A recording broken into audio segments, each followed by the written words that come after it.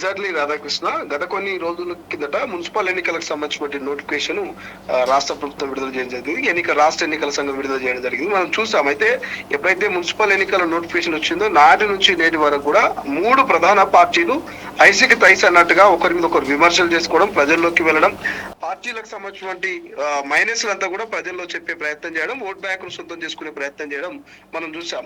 So ఎన్నికల ప్రక్రియ ముగిసింది, కౌంటింగ్ కూడా అయిపోయింది. పూర్తి స్థాయిలో కౌంటింగ్ అయిపోయిన తర్వాత ఇవాళకు సంబంధించి ఇవాళ ఉన్నటువంటి లేటెస్ట్ అప్డేట్స్ ప్రకారం చైర్మన్ కావచ్చు, మేయర్ కావచ్చు నిర్ణయించాల్సిన అవసరం ఉంది. మీ చైర్మన్ మేయర్లకు సంబంధించినటువంటి ఇవాళ వాళ్ళని ఏర్పాటు చేయాల్సినటువంటి పరిస్థితిలో నేపథ్యంలో చాలా వరకు రాష్ట్ర వ్యాప్తంగా ఉన్నటువంటి కొన్ని మున్సిపాలిటీలు దాదాపు 20 నుంచి 30 మున్సిపాలిటీలకు సంబంధించి కొన్ని చోట్ల హంగ్ ఏర్పడడం, కొన్ని చోట్ల అక్కడ మున్సిపల్ చైర్మన్ సంబంధించినటువంటి పూర్తి స్థాయి అక్కడ మెజారిటీ ఆఫ్ సీట్లను సొంతం చేసుకోకపోవడం, ఇట్లా అనేక రకాలమైనటువంటి కారణాలు మనం చూస్తూ వచ్చాం.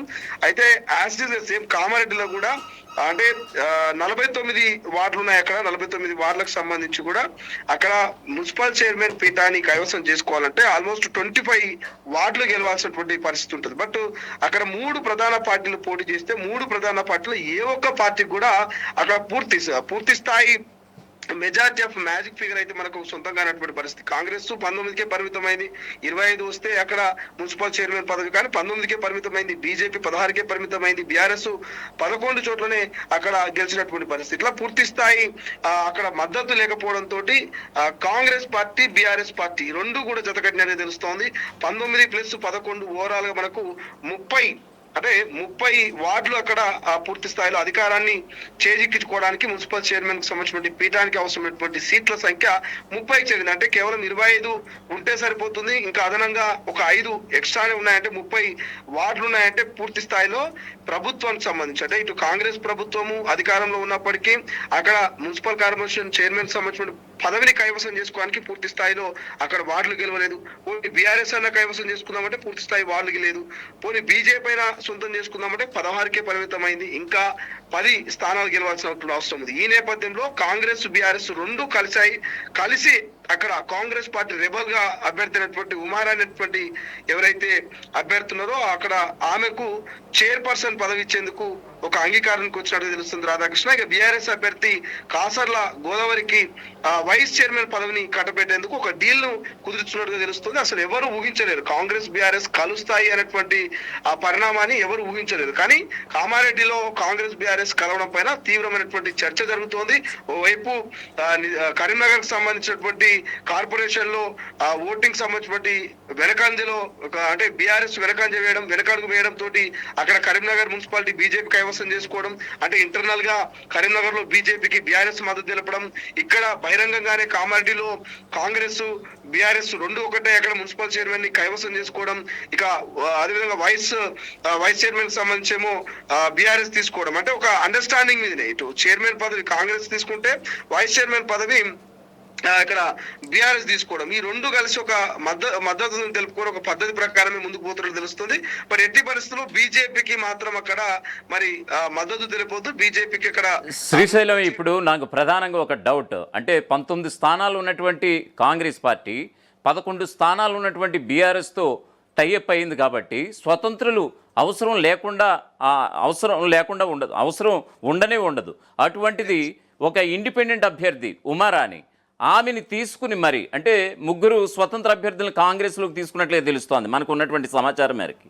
సో ఉమారాణిని తీసుకోకుండా ఉన్నా సరే కాంగ్రెస్ మేయర్ ఎవరికొకరికి ఇవ్వచ్చు, కానీ ఇక్కడ ఉమారాణి బ్యాక్గ్రౌండ్లో ఏమన్నా తన పాలిటిక్స్ ఏమైనా నడిపించారా, అసలు ఉమారాణి ఎవరు, రెబల్ అభ్యర్థిగా ఆమె పోటీకి దిగడానికి కారణాలు ఏమిటి అనేది ఇప్పుడు సోషల్ మీడియాలో పెద్ద చర్చ కూర్చుంది. దానికి సంబంధించినటువంటి అప్డేట్స్ ఏమేమి ఉండొచ్చు శ్రీశైలం? ప్రధానంగా ఇప్పుడు ఎవరైతే ఉమారాణి చైర్మన్ పదవికి సంబంధించినటువంటి పేరు తెరమికి వస్తా ఉందో ఆమె కొంత కీలకంగా వ్యవహరించినటువంటి వ్యక్తి. అక్కడ ఆమె ఆశించినప్పటికీ కాంగ్రెస్ పార్టీ నుంచి టికెట్ రాకపోవడం, అయినప్పటికీ ఆమె రెబల్ గా పోటీ చేసి తన సత్తాను చాటడం, కొంత రాజకీయంగా ఆమె పోటీ పైన ఆమె గెలుపు పైన కొంత చర్చ జరుగుతోంది. ఈ నేపథ్యంలోనే ఉమారానికి చైర్పర్సన్ పదవి ఇస్తే బాగుంటుందని ఇప్పుడు ఒక కోణంలో కాంగ్రెస్ ఆలోచించినట్టుగా తెలుస్తోంది రాధాకృష్ణ. బట్ ఏదేమైనప్పటికీ మాత్రం కాంగ్రెస్ రెబల్స్ ను కూడా కాపాడుకుంటుంది. గతంలో మనం చూస్తున్నాం జగిత్యాలలో జీవన్ రెడ్డి అక్కడ చేసినటువంటి పోరాటం కావచ్చు, ఆయన రెబల్స్ ను బరిలోకి దించి గెలిపించినటువంటి తీరు కావచ్చు. బట్ అక్కడ జగిత్యాలలో కూడా ఫైనల్ గా రెబల్స్ అందరూ కూడా కలిసిపోయారు. ఆ జీవన్ రెడ్డి బలపరిచిన ఇండిపెండెంట్ అభ్యర్థులంతా కూడా కాంగ్రెస్ కు మద్దతు ఇచ్చి కాంగ్రెస్ కి అక్కడ పట్టం కట్టినటువంటి పరిస్థితి మనం చూసాం. సో ఎక్కడ ఎవరు గెలిచినా కాంగ్రెస్ పార్టీకి సంబంధించినటువంటి రెబల్స్ అంతా కూడా మా వాళ్ళే, కొత్త పాత అనే తేడా లేదు. బీఫామ్ తీసుకున్న బీఫామ్ తీసుకుని వాళ్ళని తేడా లేదు.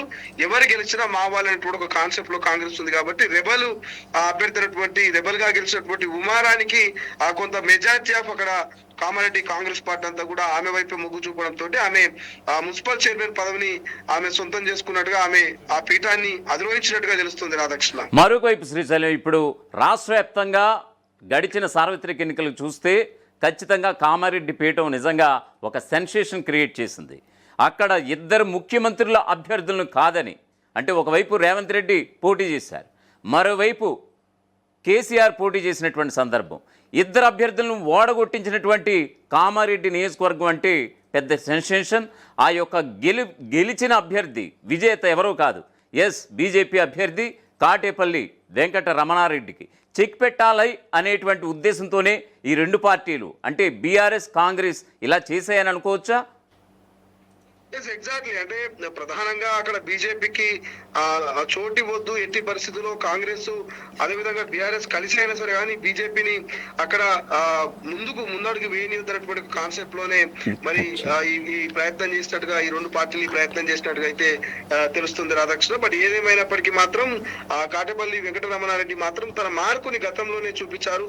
గతంలో మనం చూసాము అసెంబ్లీ ఎన్నికల్లో భాగంగా తన మార్కును చూపించారు. అటువంటి మార్కు చూపించినటువంటి కాటేపల్లి వెంకటరమణారెడ్డికి సంబంధించి అక్కడ బీజేపీని ఎట్టి పరిస్థితుల్లో ముందుకు రానివద్దు, బీజేపీకి సంబంధించి పూర్తి స్థాయి మద్దతు కూడా లేనటువంటి పక్షంలో కాంగ్రెస్ బీఆర్ఎస్ ఒకటవ్వడం మీద మాత్రం కొంత చర్చ జరుగుతుంది. ఎందుకంటే 16 స్థానాల్లో బీజేపీ గెలిచింది. 16 స్థానాలంటే మినిమం బీఆర్ఎస్ ఒకవేళ మద్దతు ఇచ్చినప్పటి ఉంటే, ఒకవేళ బీఆర్ఎస్ మద్దతు ఇచ్చి ఉంటే మాత్రం అక్కడ ఖచ్చితంగా బీజేపీ మున్సిపల్ చైర్మన్ పదవిని కైవసం చేసుకునేది. కానీ అక్కడ ఎవరు ఊహించని రీతిలో కాంగ్రెస్ బీఆర్ఎస్ ఒకటవ్వడం మీద కొంత చర్చ జరుగుతుంది. కేవలం బీజేపీకి మున్సిపల్ చైర్మన్ పదవులు దక్కకుండా ఉండేందుకే కాంగ్రెస్ బీఆర్ఎస్ రెండు కలిసిపోయాయనేటువంటి ఒక చర్చ కూడా జరుగుతుంది రాధాకృష్ణ. కామారెడ్డి మున్సిపాలిటీని చేజెక్కించుకోవడంలో బీజేపీ ఎమ్మెల్యేగా ఉన్నటువంటి ఎవరు Katepalli Venkata Ramanareddy విఫలమయ్యారా?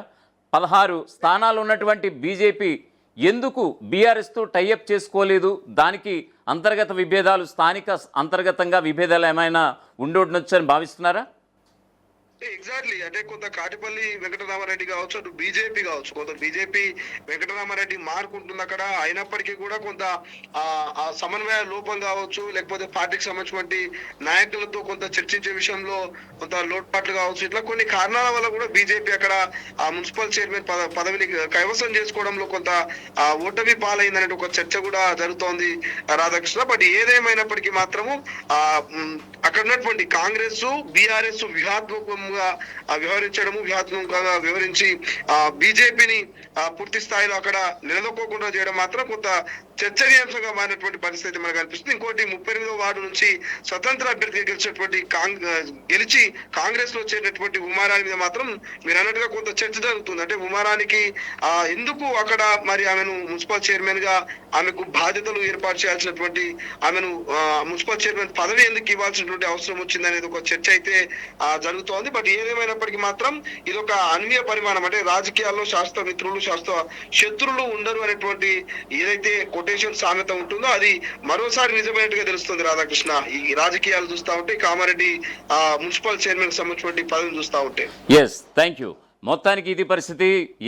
BJP MLA Kamareddy MLA, BJP MLA Katepalli Venkata రమణారెడ్డికి నిజంగా ఇటు ముఖ్యమంత్రి రేవంత్ రెడ్డి అలాగే గులాబీ బాస్ కేసీఆర్ చెక్ పెట్టారా అని అంటే కనుక చాలామంది రాజకీయ విశ్లేషకులు సైతం నివ్వెరపోతున్నటువంటి సందర్భం.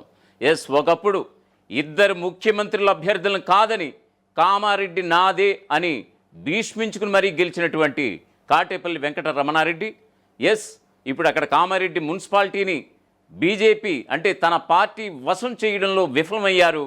మరి లేదు, ఆయన విఫలం అవ్వడం కాదు, ఆయనకి కాటేపల్లి వెంకట రమణారెడ్డికి ఇద్దరు ముఖ్యమంత్రులు కూడా పరోక్షంగా చెక్ పెట్టారు. సో ఈ క్రమంలోని అక్కడ బీఆర్ఎస్ కాంగ్రెస్ అక్కడ దోస్తీ వ్యవహరించాయి. దోస్తీ మంత్రాన్ని వ్యవహరించాయి, స్నేహ హస్తాన్ని చాటుకున్నాయి. ఇటు కేసీఆర్ కావచ్చు, అటు రేవంత్ రెడ్డి కావచ్చు అనేటువంటి మాట అయితే కనిపిస్తోంది. ఇక్కడ ప్రధానంగా మనకి అనేక డౌట్స్ వస్తున్నాయి.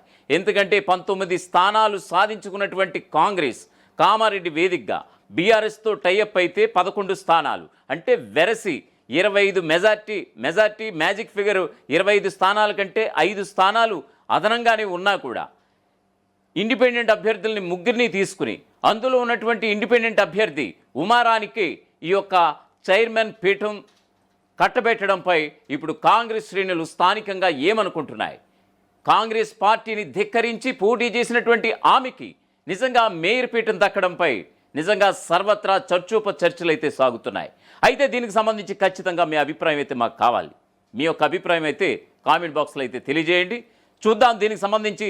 రాజకీయాల్లో శాశ్వత శత్రువులు, శాశ్వత మిత్రులు ఉండరు అనేటువంటి ఏదైతే వాదన మనం అనాదిగా వస్తుందో ఆ వాదన కామారెడ్డి వేదికగా అది సాక్షాత్కరించబడింది ఆల్రెడీ. ఇప్పుడు అక్కడ కామారెడ్డి వేదికగా కాంగ్రెస్ బీఆర్ఎస్ రెండూ కూడా కలిసి పోటీ చేసి అక్కడ మేయర్ పీఠం కాంగ్రెస్కి, చైర్మన్ పీఠం కాంగ్రెస్కి, అలాగే వైస్ చైర్మన్ పదవి బీఆర్ఎస్కి దక్కించుకునేలా చేశాయి. మొత్తం ఉమ్మడిగా రెండు పార్టీలు కలవడంతో బీజేపీ ఉడాయించి తన పైన ఇంటికి సిద్ధమైనట్లుగా తెలుస్తోంది. చూద్దాం.